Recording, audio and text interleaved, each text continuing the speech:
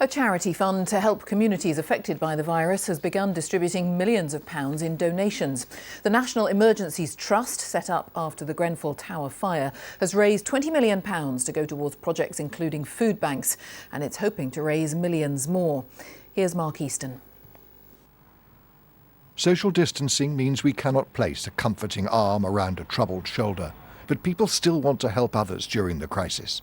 Whenever and wherever adversity strikes, the people of the United Kingdom have a unique ability to pull together. The public's desire to help in the wake of tragedy needs to be managed and channelled in the best possible way.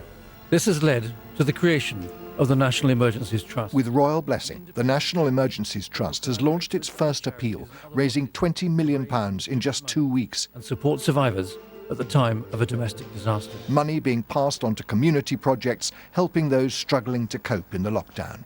That packet of pasta that you donated is going to go to a real person and a real family who are genuinely grateful and genuinely need it. The Horncastle Food Bank in Lincolnshire is one of the charities already benefiting from the trust. It's seen a trebling in demand for parcels. If I could wave a magic wand, I would encourage people to look at the appeal, to donate, to look to see if they can help locally. There are local action groups that have popped up, bringing the fabric of society back where it should be. The voluntary sector is the glue that keeps our society together.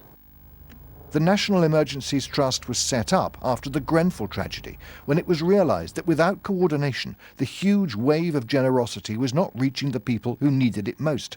That is what it wants to achieve now. In many ways, we would like this spirit of British helpfulness to become a virus, if you like, more contagious than coronavirus itself. I think it's a great way for the country to come together. Most charities welcome the trust, but the sector itself is facing the toughest time in living memory, with predictions of a £4 billion loss in the next 12 weeks. There is, of course, a question as to how much the funding of support to the most vulnerable during this crisis should fall to community volunteers and how much to the welfare state, especially at a time when so many charities themselves are struggling to survive. The big charities need big money. They need support from the government. The government is thinking about that at the present moment. But actually the money that we're raising can make a real difference in local areas on the ground.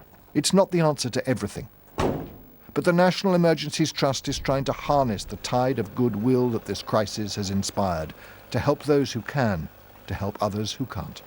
Mark Easton, BBC News. Google is to publicly track people's movement.